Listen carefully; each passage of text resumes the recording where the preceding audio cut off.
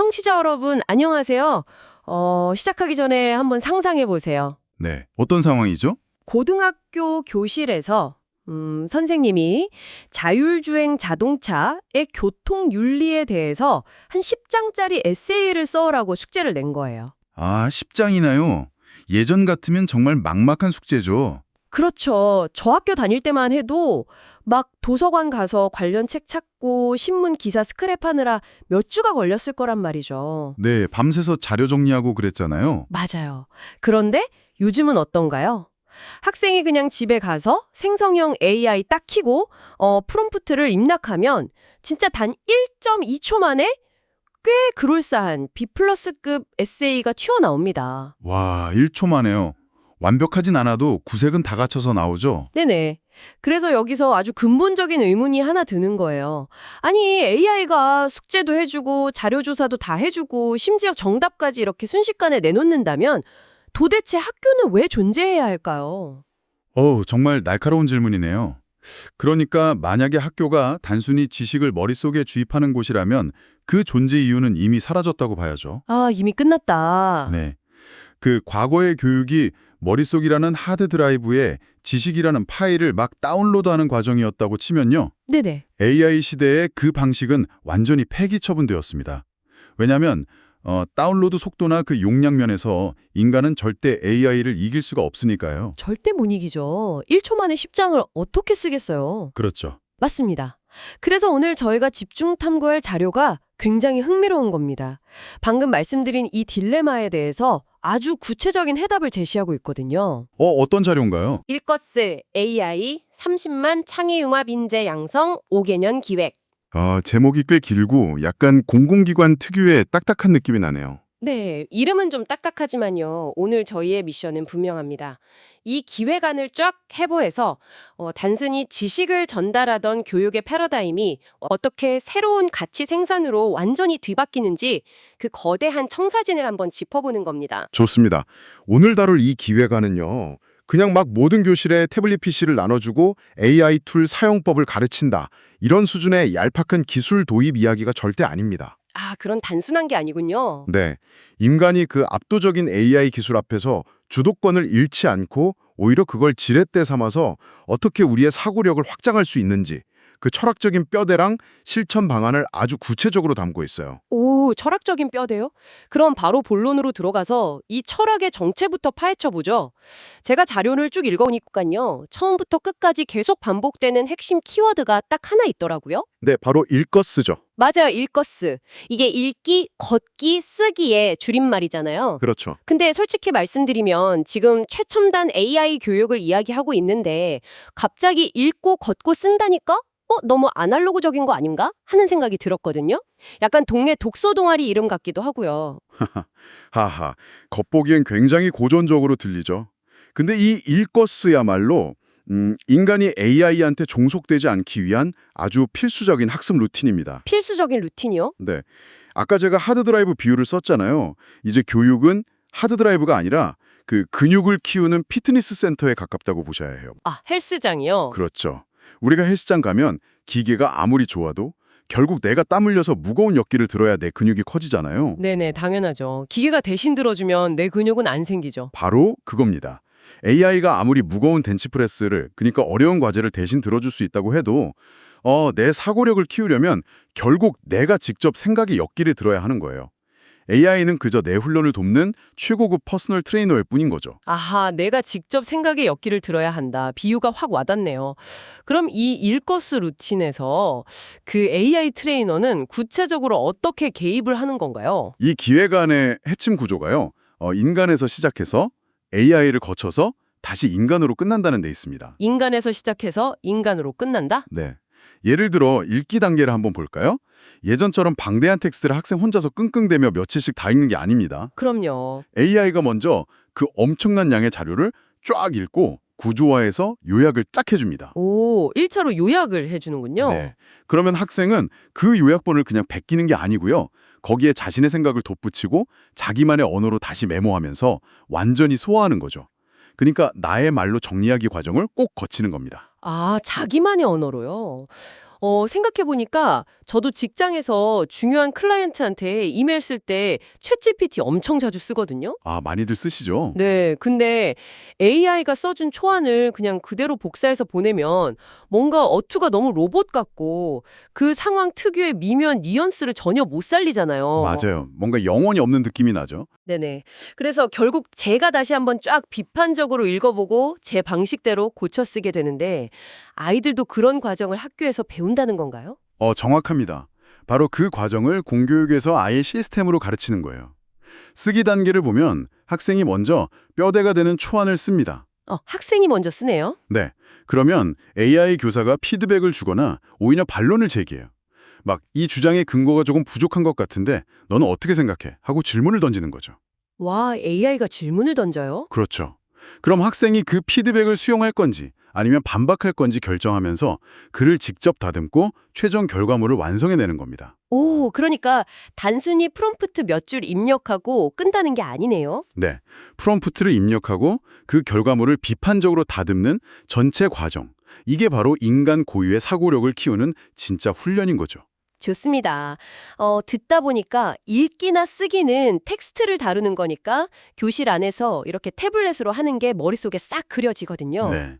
근데 제가 아까부터 진짜 궁금했던 게 하나 있어요. 바로 걷기요. 아, 걷기.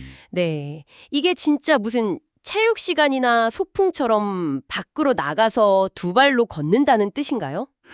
실제로 물리적인 걷기를 포함하기도 하는데요. 그 핵심적인 메커니즘은 바로 1차 데이터의 수집입니다. 1차 데이터요? 네, 한번 생각해 보시죠. AI는 인터넷에 이미 존재하는 2차 데이터, 그러니까 누군가 이미 가공해 놓은 텍스트나 이미지는 정말 기가 막히게 잘 다루잖아요. 엄청 잘하죠. 전 세계의 지식을 다 모아놨으니까요. 네, 하지만 AI한테 아주 치명적인 맹점이 딱 하나 있습니다. 바로 현실 세계에 직접 가서 맥락을 파악하거나 감각적으로 경험할 수는 없다는 거예요. 아, 그러니까 AI는 지금 모니터 밖에 있는 현실, 지금 이 순간의 생생한 현장은 모른다는 거군요. 맞습니다. 예를 들어 AI가 그 바다의 수질 오염에 대한 전 세계 논문은 단 1초 만에 완벽하게 요약할 수 있어요. 네네. 하지만 오늘 아침에 그 인천 앞바다 갯벌에 나갔을 때 어떤 냄새가 나는지, 그 진흙의 촉감이 어떤지, 주변에 죽은 개가 몇 마리나 널려 있는지는 AI가 절대 알 수 없습니다. 아, 진짜 그렇네요. 모니터 안에는 냄새나 촉감이 없으니까요. 그렇죠. 그걸 알기 위해서는 결국 인간인 학생이 직접 모니터 앞을 떠나서 현장으로 걸어 나가야 합니다. 가서 직접 관찰하고 피부로 느끼면서 실시간 데이터를 수집해야 하는 거죠. 와, 이 걷기라는 게 단순히 산책을 하거나 건강을 위한 게 아니었네요. 그 AI의 빈틈을 인간의 감각과 발품으로 직접 메우는 엄청 중요한 작업이군요. 정확합니다. 현장에서 수집한 그 생생한 1차 데이터와 문제의식이야말로 나중에 AI를 제대로 된 분석 도구로 부려먹을 수 있는 강력한 연료가 되는 거예요. 야, AI가 절대 줄 수 없는 데이터를 인간이 발로 뛰어서 가져오고 그걸로 AI랑 협업한다. 이제 일거스 철학이 어떻게 돌아가는지 완벽하게 이해했습니다. 네, 아주 멋진 조합이죠. 자, 그럼 철학은 알겠고 이제 현실적인 잣대를 한번 들이대 볼까요? 네, 어떤 현실이죠? 지금 인천의 학생 수가 무려 30만 명입니다. 엄청난 숫자죠. 네. 근데 유치원생부터 이제 수능을 코앞에 둔 고등학생까지 발달 단계가 완전히 천차만별이잖아요. 솔직히 말해서 그 한 5살짜리 아이한테 챗 GPT 같은 걸 막 쥐어주면 그게 교육이 될지 아니면 또 다른 스마트폰 중독이 될지 약간 걱정부터 앞서거든요. 그 우려는 너무나 당연하고요. 그래서 교육청도 바보가 아닙니다. 이 기획안을 보면 연령별 발달 단계에 맞춰서 그 읽어쓰기 AI 학생 성장 로드맵이 아주 촘촘하게 짜여 있어요. 나이별로 다르게 접근하는군요. 네, 유치원생이나 초등학교 1, 2학년 아이들한테 갑자기 텍스트 기반의 생성형 AI를 그냥 툭 던져주는 게 절대 아닙니다. 그럼 어린 친구들은 어떻게 하나요? 이 시기를 보통 독서 골든타임이라고 부르거든요. 기본기를 다져야 하니까요. 그래서 철저하게 통제된 환경 속에서 AI를 씁니다. 약간 감각을 자극하고 호기심을 유발하는 놀이용 보조도구 정도도만 제한하는 거죠. 예를 들면 어떤 식인가요? 막 무수히 쏟아지는 자극적인 영상을 아이가 혼자 수동적으로 보는 게 아니고요. 그림책을 읽어주는 음성 AI랑 대화를 하는 식이에요. 아, 대화형으로요? 네, AI가 막 동화를 읽어주다가 주인공이 다음엔 어떻게 할까 하고 질문을 던지면 아이가 말이나 그림으로 답을 하게 유도하는 상호작용 방식이죠. 오, 그거 좋네요. 일방적인 스크린 노출이랑은 아예 궤가 다르네요. 일종의 안전한 울타리를 쳐주는 거군요. 그렇죠. 기초적인 사고 습관을 들이는 겁니다. 그럼 좀 커서 초등학교 고학년쯤 되면 어떻게 달라지나요? 초등 3학년에서 6학년 사이는요. 디지털 문해력을 본격적으로 훈련하는 시기입니다. 디지털 문해력이요? 네. 이때 가장 중요하게 가르치는 게 뭔지 아세요?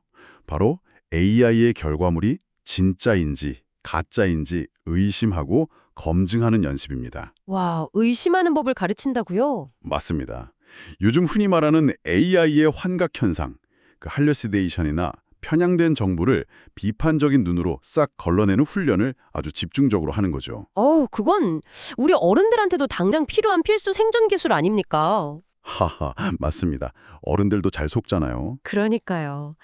그럼 이제 중고등학생쯤 되면 AI를 꽤 자유자재로 다루겠어요? 네, 중고등학교 단계의 키워드는 창의적 실천과 융합 탐구입니다. 창의적 실천. 이제는 단순히 과제를 돕는 보조용이 아니고요. 뭔가 새로운 가치를 창출하는데 학생들이 주도적으로 AI를 활용합니다. 지역사회의 복잡한 문제를 직접 분석하기도 하고 자기 진로를 개척하는 도구로 쓰는 거죠. 멋지네요. 그리고 여기서 제가 꼭 하나 짚고 넘어가고 싶은 대상이 있습니다. 누군가요? 바로 특수학교 학생들입니다. 특수교육 분야에서도 AI 로드맵이 따로 마련되어 있나요? 네, 이 부분이 정말 감동적인데요. 특수교육 대상 학생들에게 AI는 아주 강력한 맞춤형 소통 연결 도구로 작동합니다. 소통 연결 도구요? 어떻게 쓰이는데요? 학생 개개인의 장애 유형이나 특성에 딱 맞춰서 그 세상과의 의사소통 장벽을 낮춰주는 거예요. 예를 들면 음성을 텍스트로 또는 텍스트를 이미지로 실시간 변환해주는 기술을 쓰고요. 또 학생의 미세한 표정 변화를 AI가 딱 인식해서 선생님이랑 더 원활하게 소통할 수 있도록 돕는 거죠. 와, 표정까지 인식을 해요? 네, 궁극적으로는 이 아이들이 잘 있게 해서 일상생활의 질을 높일 수 있게 돕는 일종의 따뜻한 포용적 기술로 AI를 활용하는 겁니다. 유치원생의 호기심 유발부터 고등학생의 사회의 문제 해결, 그리고 특수교육 학생들의 자립까지 진짜 연령별, 특성별로 로드맵이 엄청 디테일하게 설계되어 있네요. 네, 아주 치밀하게 짜여 있죠. 자, 그럼 여기서 제가 다음 궁금증이 하나 자연스럽게 생깁니다. 네, 말씀하시죠. 아까 그 중고등학생들이 AI로 방대한 데이터를 분석해서 사회 문제를 막 해결한다고 하셨잖아요. 그렇죠. 융합 탐구를 한다고 했죠. 근데 도대체 그 분석할 데이터 그거 다 어디서 가져오나요? 우리가 아는 일반적인 교과서 텍스트만 가지고는 그런 복잡한 분석이 아예 불가능할 텐데요? 예리하십니다. 당연히 교과서 데이터가 아니죠. 이 기획안에서 가장 파격적인 묘수라고 할 수 있는 부분이 바로 이겁니다. 교실의 경계를 완전히 허물어버렸어요. 교실을 허물었다고요? 네. 인천교육청은 아이들이 탐구할 수 있는 거대한 실험실로 무려 인천광역시라는 도시 전체를 내어주었습니다. 와, 도시 전체가 실험실이 된 거예요. 네. 인천이라는 지역이 가진 독특한 생태 환경, 그리고 인천의 6대 전략산업의 그 실제 데이터들을 교육에 100% 융합을 시켰거든요. 야, 스케일이 장난 아니네요. 아까 갯벌 이야기 잠깐 하셨는데 구체적으로 아이들이 어떤 데이터를 어떻게 다루게 되는 건지 시나리오로 한번 그려봐 주시겠어요? 네, 여기서 기획안에 명시된 4P 순환학습법이라는 걸 보시면 이해가 아주 빠르실 겁니다. 4P요. 4가지 P인가 보네요? 네, 관찰의 observe, 질문의 question, 탐구의 explore, 그리고 행동의 act, 이렇게 4단계인데요. 관찰, 질문, 탐구, 행동. 네, 인천의 생태 자원인 갯벌을 예로 들어볼게요. 먼저 학생이 인천의 람사르 습지에 직접 걸어 나갑니다. 이게 관찰이죠. 네네, 직접 가서 보는 거죠. 가서 보니까 특정 구역에만 철새들이 오지 않고 환경이 심각하게 오염된 걸 발견한 거예요. 그럼 학생 스스로 왜 이곳만 생태계가 파괴되었을까 하고 의문을 품게 됩니다. 이게 질문 단계입니다. 아까 말씀하신 그 발품을 팔아서 현장에서 1차 데이터를 수집하는 걷기 단계가 바로 이거군요. 정확합니다. 그리고 이제 교실로 돌아와요. 돌아와서 AI를 활용해가지고 과거 10년치 조류 이동 데이터랑 그 인근의 공장 폐수 데이터 같은 걸 융합해서 쫙 분석을 해봅니다. 이게 탐구 단계죠. 와, 빅데이터 분석을 직접 하네요. 그렇죠. 그리고 마지막으로 그 분석 결과를 바탕으로 그냥 끝나는 게 아니라 지자체계 해양 생태 보존을 위한 정책 제안서를 쓰거나 에세이를 작성해서 실제로 제출합니다. 이게 행동, 즉 액트 단계인 겁니다. 와, 이거 진짜 소름이 돋네요. 이건 뭐 책상에 앉아서 죽은 지식을 줄줄 외우는 게 아니잖아요. 네, 절대 아니죠. 진짜 자기가 발 딛고 사는 그 동네의 진짜 문제를 스스로 찾아내서 해결하는 거네요. 맞습니다. 근데 생태계 말고 아까 산업 쪽 데이터도 활용한다고 하셨잖아요. 인천하면 공항도 있고 산업단지도 엄청나게 큰데 그런 것도 다 쓰나요? 그럼요. 인천의 6대 전략산업이 모두 수업의 핵심 소재가 됩니다. 6대 산업이요? 예를 들면요? 송도의 바이오 클러스터 있잖아요. 거기서는 건강 데이터를 분석하거나 신약 개발 과정을 AI로 막 시뮬레이션 해봅니다. 네네. 그리고 영종도, 인천국제공항 인프라를 활용해서는 항공 관제 시스템이나 물류 최적화 알고리즘 같은 걸 분석해보고요. 와, 관제 시스템이요? 또 재밌는 게 미래 항공 모빌리티, 그러니까 UAM 데이터를 활용해서 최적의 비행 경로를 하늘에 설계해보는 거예요. 그러면서 발생할 수 있는 사고 시나리오를 분석하고 아까 호스트께서 처음에 말씀하신 교통윤리 에세이를 바로 이 실제 데이터를 바탕으로 써보는 식이죠. 와, 아까 제가 말한 그 UAM 교통윤리 에세이요? 네. 저는 도서관에서 옛날 책 찾아가며 억지로 쓰는 걸 상상했는데 자기가 살고 있는 도시의 하늘을 진짜로 날아다닐 비행택시 데이터를 직접 만지면서 쓰는 에세이라니. 완전 다르죠. 야, 저 같아도 진짜 수업 시간에 절대 안 졸고 눈에 불을 켜고 매달렸을 것 같아요. 진짜 재밌겠네요. 그렇죠.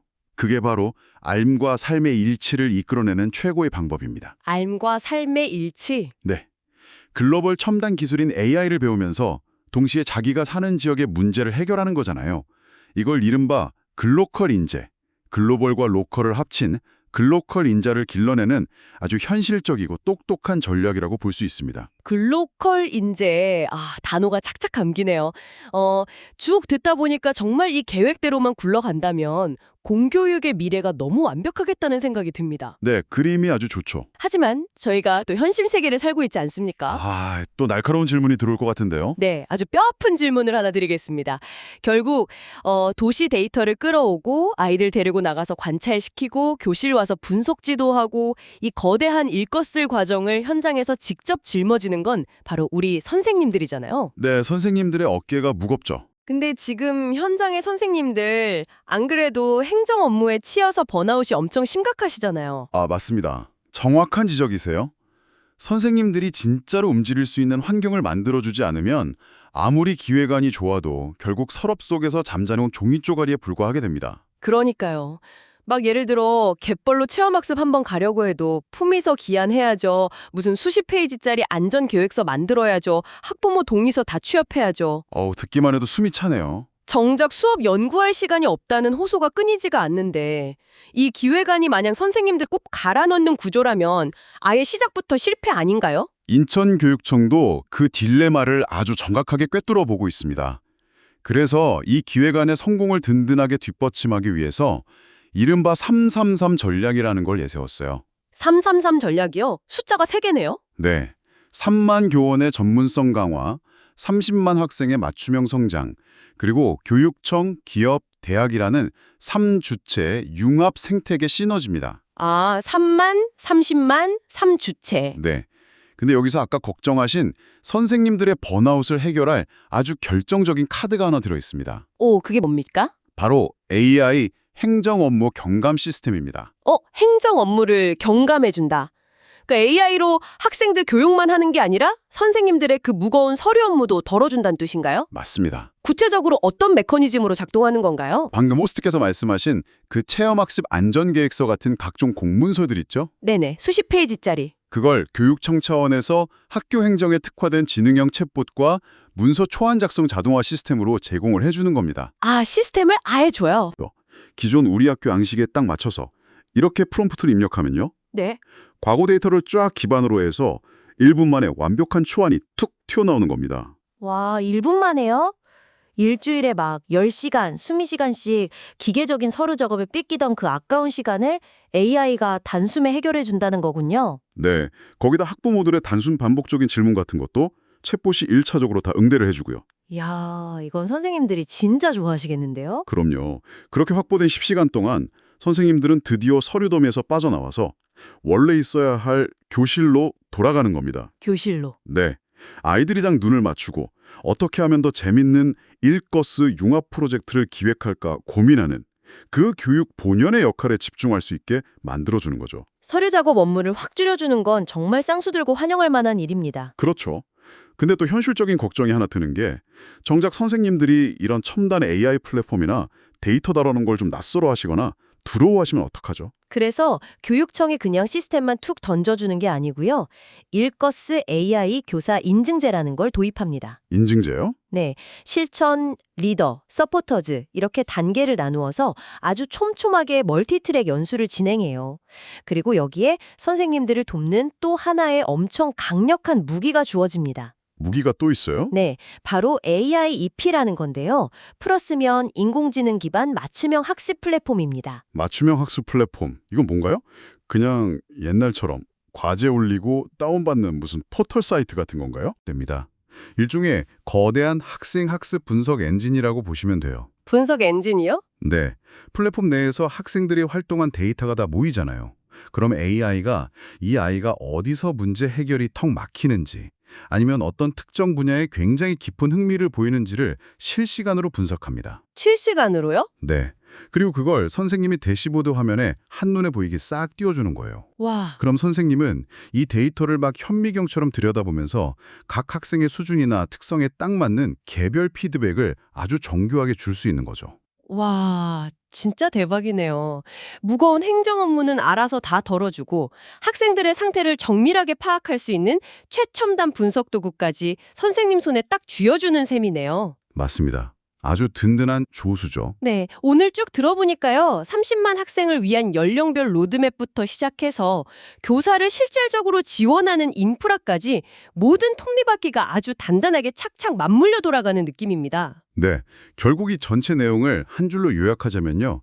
인천교육청의 이 5개년 기획안은 단순히 AI라는 막강한 기술을 막 두려워하거나 무조건 배척하는 게 아닙니다. 배척하는 게 아니죠? 네, 읽고 걷고 쓰는 어떻게 보면 가장 인간적이고 주도적인 방법론을 통해서 우리가 이 기술을 통제하고 부려먹겠다. 이런 강력한 선언인 거죠. 아, 기술을 주도적으로 통제하겠다. 네, 그 과정에서 지역사회의 실제 데이터를 되게 영리하게 활용하고 무엇보다 교사의 행정 부담을 확 덜어줘서 교육의 본질을 회복하겠다는 아주 치밀하고 입체적인 청사진이라고 평가할 수 있겠습니다. 네, 오늘 정말 깊게 파고들어 보니 우리 공교육이 그저 과거의 방식을 수동적으로 답습하지 않고 진짜 치열하게 미래를 준비하고 있다는 걸 제대로 확인할 수 있었습니다. 네, 희망적이죠. 청취자 여러분, 오늘 저희의 집중 탐구 어떻게 들으셨나요? 다들 생각이 많아지셨을 것 같아요. 네, 사실 저는 이 기획안의 내용들을 쭉 들으면서 오히려 제 자신과 우리 어른들의 일상을 계속 돌아보게 되더라고요. 어떤 점이 찔리셨나요? 지금 교실에 앉아있는 10대 아이들은 학교에서 직접 발로 뛰면서 현실의 생생한 데이터를 수집하고 또 AI가 내놓은 결과를 그냥 믿는 게 아니라 비판적으로 의심하잖아요. 네, 할루시네이션을 걸러내는 훈련을 하죠. 그렇죠. 그리고 자신의 생각을 글로 다듬어내는 일거스 훈련을 매일같이 하고 있습니다. 그러니까 AI를 단순한 정답 자판기로 쓰는 게 아니라 내 생각의 지평을 넓혀주는 아주 강력한 파트너로 쓰고 있다는 거죠. 네네. 그렇다면 약간 도발적인 질문을 던져보고 싶네요. 이미 사회에 나와서 일터에 있는 우리는 지금 AI를 과연 어떻게 대하고 있나요? 오, 전곡을 찌르는 질문인데요. 직장에서 이메일을 쓰거나 기획서 만들 때 혹시 AI가 대충 써준 글을 제대로 된 비판적 읽기 과정도 없이 그냥 복사, 붙여넣기, 이른바 복분만 하면서 그 달콤한 편리함에 푹 취해 있지는 않으신가요? 아마 뜨끔하시는 분도 되게 많으실 겁니다. 저도 약간 반성하게 되네요. 아하, 저도 마찬가지입니다. 기술이 우리의 머리를 이렇게 대신해주는 시대잖아요. 오히려 내 고유의 생각과 가치를 잃어버리지 않기 위해서는 먼저 현장을 관찰하고 스스로 치열하게 생각하면서 내 언어로 끝까지 완성해내는 나만의 일것을 루틴. 이게 가장 절실한 건 어쩌면 우리 어른들일지도 모르겠다는 생각이 들었습니다. 100번 공감합니다. 어른들을 위한 일거스도 꼭 필요하네요. 네, 당장 내일 출근해서 모니터 화면에 AI 창을 딱 켤 때 나는 과연 이 도구의 진정한 주인이 되어서 제대로 된 방향키를 쥐고 있는지 한 번쯤 스스로에게 질문을 던져보시길 바랍니다. 아주 의미 있는 성찰이 될 것 같습니다. 네, 오늘의 집중 탐구는 여기서 모두 마치겠습니다. 끝까지 함께해 주셔서 감사합니다. 감사합니다.